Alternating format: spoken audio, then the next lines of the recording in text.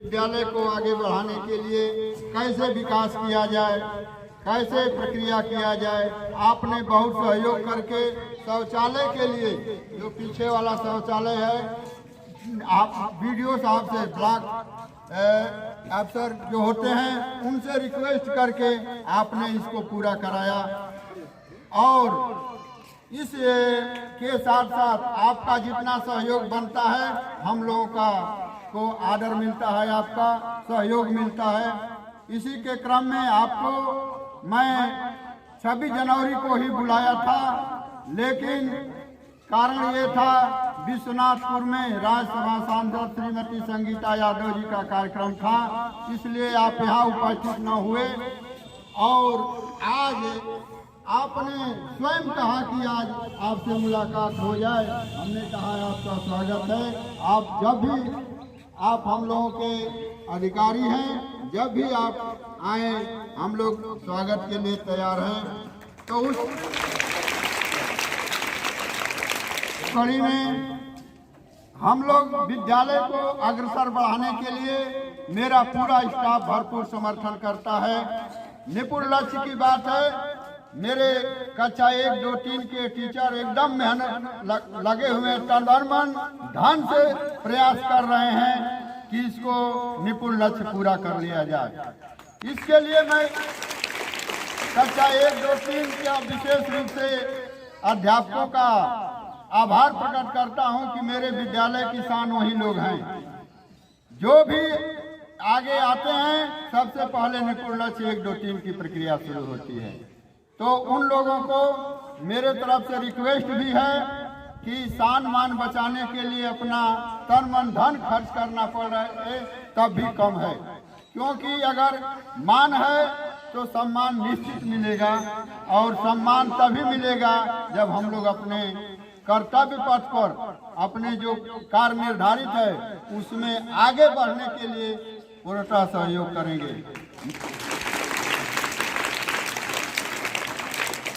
मेरे यहाँ सभी अध्यापक अपना तन मन धन से हर कक्षाओं को आगे बढ़ाने के लिए प्रयासरत रहते हैं, कोशिश करते हैं।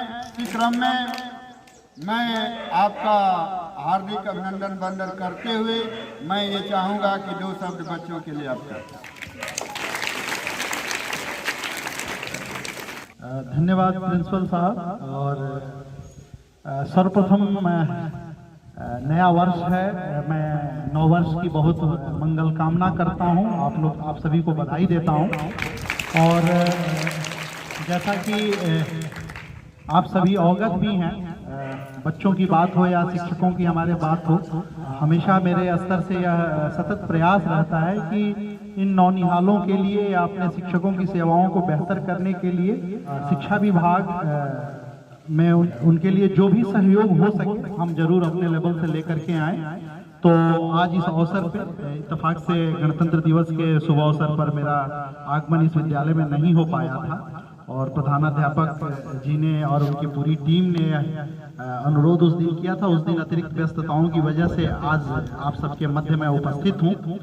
तो सर्वप्रथम मैं इस विद्यालय के प्रिंसिपल साहब श्री सत्यप्रकाश यादव जी और उनकी पूरी टीम जो उनके साथ कदम से कदम मिला करके चल रही है, जो उनको विभिन्न जो दायित्व सौंपे गए हैं सरकार के स्तर से, उन सबको मूर्त रूप देने का जो प्रयास सभी मिलकर के समन्वित रूप से कर रहे हैं, निश्चित रूप से काबिले तारीफ है। मैं जब भी आता हूं मैं अभिभूत हो जाता हूं इस विद्यालय में, और बच्चे जिस ढंग से अनुशासित मुझे दिखते हैं, मैं जिक्र कर रहा था, मैं यहाँ जो बच्चों की उपस्थिति है और बच्चे जितने सुंदर ढंग से पूरे गणवेश में आज इस प्रांगण में उपस्थित हैं, नो डाउट एक अलग ही नज़ारा देखने को मिलता है। वैसे बहुत सारे स्कूल हम लोग देख रहे हैं, लोग प्राइवेट स्कूलों की बात करते हैं। मैं कहता हूँ किसी को देखना हो तो आकर के हमारे परिषदीय विद्यालय देखें। जितने काबिल टीचर्स हैं और योग्यता के मामले में नो डाउट वर्तमान समय में उनका कोई कंपैरिजन नहीं है। और मैं इस विद्यालय के साथ एक खास विशेषता देखता हूं, हमारे अपने स्टाफ हैं जिन्होंने अपने आर्टिस्टिक प्रभाव से इस स्कूल के कैंपस को एक अलग ही लुक दिया हुआ है। और यह चीज़ हम सभी को निश्चित रूप से बहुत ही गौरवान्वित करती है कि ऐसे हुनरमंद लोग हम लोगों के मध्य मौजूद हैं। और मैं समझता हूँ कि ये सारे गुण जो हैं वो हमारे बच्चों में भी आप ट्रांसमिट करेंगे, और निश्चित रूप से आपसे अभ्यास कराते हैं कि हमारे बच्चे बेहतर बन सकें, अच्छी नेक सोच के साथ काम करें, क्योंकि ये भविष्य है। जैसा हम लोग कहते हैं कि छोटा सा पौधा, आज ये बच्चे छोटे पौधों की तरह हैं, इनका नॉरिशमेंट करना, प्रॉपर ढंग से ये ग्रोन अप हो सकें, ठीक ढंग से इनकी पढ़ाई हो सके, इनका पर्याप्त पोषण हो सके, इन सारी चीज़ों का प्रयास शिक्षक करते हैं। और अल्टीमेटली कल की तारीख में जब ये ग्रोन अप होंगे, बड़े होंगे, तो दूसरों के लिए भी लाभकारी बनेंगे, राष्ट्र के लिए लाभकारी बनेंगे, और निश्चित रूप से जहाँ भी रहेंगे वहाँ अपने गुणों की खुशबू चारों तरफ फैलाएंगे। उनसे लोग बहुत सी अच्छी चीज़ें सीखेंगे, हमारा समाज बेहतर होगा। और शिक्षा का जो महत्व है वो इन्हीं मायनों में है। वैसे तो गणतंत्र दिवस के अवसर पर आप सभी लोगों को आपके गुरुजन ने बहुत सारी बातें बताई होंगी कि वो दिवस क्यों मनाया जाता है, उसकी क्या महत्ता है, और ऐसा क्या हो गया कि 15 अगस्त 1947 को आज़ाद होने के बाद से लगभग 3 साल के आसपास के उपरांत हम गणतंत्र हुए। तो मैं समझता हूँ कि शिक्षकों ने आपको बेहतर ढंग से बताया होगा। और मैं आज इस अवसर पर यह कहना चाहूँगा कि गणतंत्र दिवस के क्रम में ही ये सारे कार्यक्रम आयोजित हो रहे हैं, तो मैं अपने बच्चों को बताना चाहूँगा कि भारतीय स्वतंत्रता संग्राम का जो इतिहास है उसमें 3 तिथियाँ अति महत्वपूर्ण हैं। इस लिहाज से 15 अगस्त का दिन, 26 नवंबर का दिन और 26 जनवरी का दिन। तो आप यह भी जानना, 15 अगस्त और 26 जनवरी का दिन तो बच्चे सामान्य रूप से स्वतंत्रता दिवस और गणतंत्र दिवस के रूप में जानते हैं, लेकिन इसके बीच एक दिवस 26 नवंबर अच्छा बताया, पूछ लिया जाए। नवंबर को किस दिवस के रूप में मनाते हैं बताइए? संविधान दिवस के रूप में मनाते हैं। तो संविधान दिवस कहने का आशय क्या है? वेरी गुड, बहुत ही अच्छा जवाब है बच्चे का।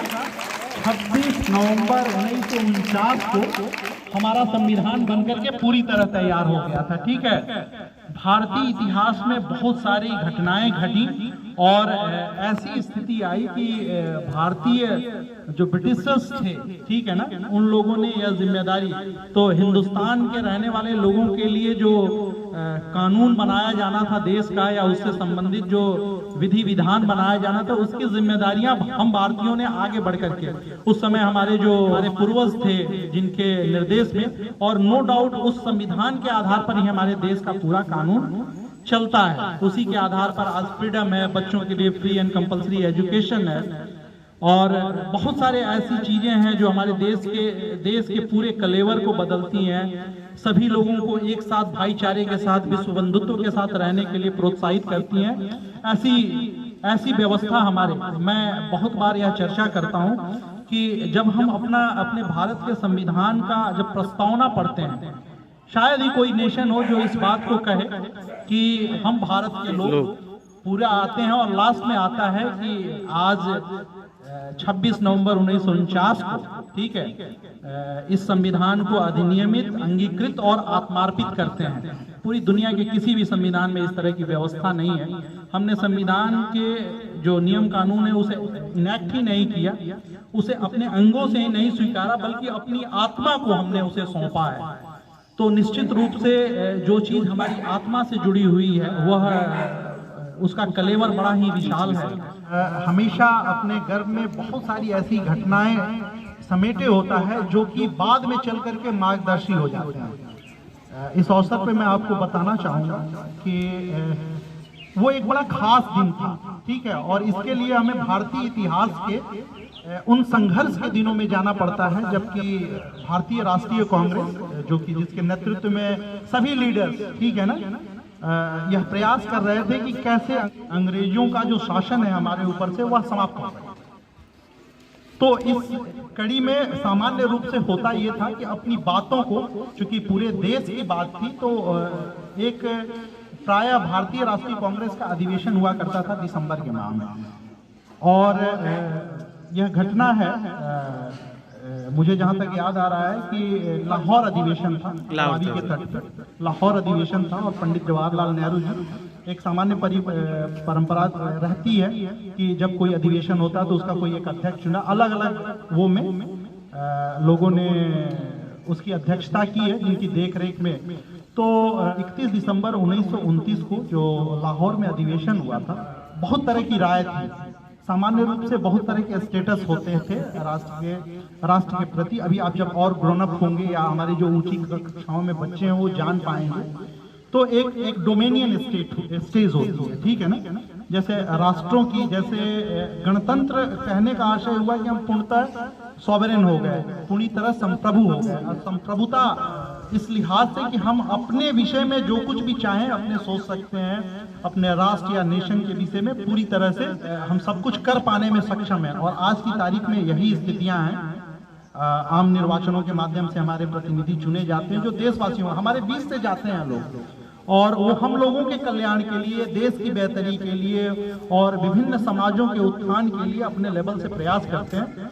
तो मैं चर्चा कर रहा था आपसे लाहौर अधिवेशन की 31 दिसंबर 1929 को यह जब अध्यक्षीय भाषण कर रहे थे भारत के प्रथम प्रधानमंत्री जी, जो बाद में चल के भारत के प्रथम प्रधानमंत्री पंडित जवाहरलाल नेहरू जी, तो यह निर्णय हुआ कि हम पूर्ण स्वराज लेंगे, यानी हमें पूरी स्वतंत्रता चाहिए। हमें अंग्रेजों से इस लिहाज से कोई भी, चाहे वो प्रतीकात्मक मात्र से भी हो, कोई इस तरह का स्टेटस नहीं रखना है जिसमें किंग या क्वीन जैसी कोई बात आवे।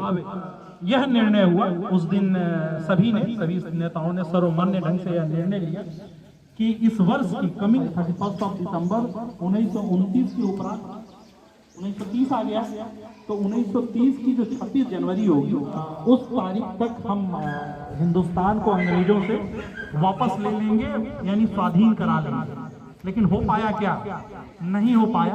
और हुआ यह कि उसके बाद से लगातार जब तक हमारा देश स्वतंत्र नहीं हुआ, और कंटिन्यूएशन में हम 26 जनवरी को राष्ट्रध्वज फहराते रहे, और यह मानते हुए तो एक तरह से हमारे जो स्वतंत्रता संग्राम सेनानी थे, जो भारतीय मनीषी थे, जो चिंतक थे, जिन्होंने भारतीय स्वतंत्रता की बुनियाद रखी थी, उनकी भावनाओं की कदर करते हुए संविधान सभा ने यह निर्णय किया था। और आप जैसा कि अवगत भी हैं कि भारतीय संविधान जो तत्समय बना था, इसमें कुल 395 आर्टिकल थे, और उसके जो सेकंड लास्ट का जो आर्टिकल था उसमें इस तरह की व्यवस्था दी गई थी कि यह 26 जनवरी 1950 को इनैक्ट होगा फाइनली। मतलब पूरे इसके प्रोविजंस जो हैं, इस पर जब आप पढ़ाई ऊपर की तरफ करेंगे, अपर क्लासेस में करेंगे, तो बहुत सारी चीजें आपको निकल करके बहुत सी से ऐसे मौलिक तथ्य आपको समझ में आएंगे कि किन संघर्ष की राहों, किन कठिनाई की राहों को पार करते हुए हमारे जो देश के नायक थे, उन्होंने देश को स्वतंत्रता दिलाई थी, देश को गणतंत्र स्वरूप में ले आने में उनका कितना बड़ा योगदान था कि आज की तारीख में हम पूरी तरह से फ्री होकर के अपने लोगों के बारे में सोच पा रहे हैं। नहीं तो एक समय तब भी था कि अगर ब्रिटिशर्स के खिलाफ अगर एक भी शब्द निकाला जाए तो लोग फांसी पर या सूली पर चढ़ा दिए जाते थे। और आप सभी अवगत हैं, भारतीय इतिहास इस तरह के सेनानियों या बलिदानियों से भरा पड़ा है।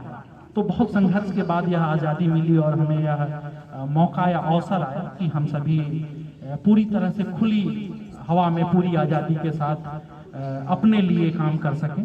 तो इस लिहाज से ये 74वां गणतंत्र था हम सभी का, और यही कारण है कि 26 जनवरी को 2 महीने हम रुके उन भावनाओं की कदर करते हुए, ठीक है ना। उसकी जिस पर्टिकुलर ऐसे मिथ्स चलते हैं, तो यह कारण रहा कि 26 जनवरी 1950 को संविधान के कुछ प्रोविजन तत्समय ही लागू हो गए थे, वो समय की आवश्यकता थी, लेकिन इसके बहुत बड़ा हिस्सा 26 जनवरी 1950 को पूरी तरह से भारतीय संविधान लागू हो गया था, और हम एक सॉवरेन स्टेट, सर्व संप्रभुता संपन्न देश के रूप में स्थापित हो पाए थे। और उसके बाद से हिंदुस्तान ने निरंतर तरक्की की है, लगातार विकास के पथ पर हम आगे बढ़े हैं। और आप देखेंगे कि हिंदुस्तान आज विश्व पटल पर एक अपनी अलग पहचान रखता है, अपनी सोच की वजह से, अपने लोगों की वजह से और अपनी उस टीम भावना की वजह से, जो एक सूक्ष्म रूप में इस विद्यालय में भी मुझे दिखाई दे रही है। तो इतनी बातें मुझे आपसे कहनी थी और हमारे बच्चों को उनके स्वर्णिम भविष्य के लिए बहुत बहुत शुभकामना। आप नए वर्ष में नई ऊंचाइयों को छुएं, हमारे गुरुजन की सेवाएं और बेहतर हों और आप निश्चित रूप से जो निपुण का लक्ष्य विभाग ने हम सबके समक्ष दिया है उसे आप पूरा करने में अपना सब कुछ लगाएंगे, आप लगाते भी हैं। और मैं आपकी हेडमास्टर साहब, आपकी पूरी टीम को बहुत बहुत बधाई देता हूं, बहुत बहुत धन्यवाद देता हूं कि आप सभी हम सभी को गौरवान्वित करने का काम करते हैं। बहुत धन्यवाद आप सभी को। बहुत बहुत धन्यवाद आदरणीय खंड शिक्षा अधिकारी जी का, जो उन्होंने हमको, हमारे बच्चों को 26 तारीख को ही क्यों चुना गया इसके विषय में बताया। बहुत बहुत धन्यवाद। और इसकी अगली कड़ी में, जैसा कि हम लोग जान रहे हैं, 26 जनवरी को ब्रह्मपुर ब्लॉक के आदरणीय खंड शिक्षा अधिकारी जी को बुलाया गया था। तो व्यस्तता की वजह से नहीं आ पाए थे, क्योंकि हमारे नागपुर में सर गए थे और आज समय निकाल कर आए हैं। सर का बहुत बहुत धन्यवाद। और इनको सम्मान स्वरूप श्रीमद् भगवत गीता और एक सौर आदरणीय प्रधानाध्यापक श्री सत्यप्रकाश यादव जी, आदरणीय अनुराग राय सर और आदरणीय श्री अजय कुमार सिंह सर के द्वारा सम्मानित किया गया है। बहुत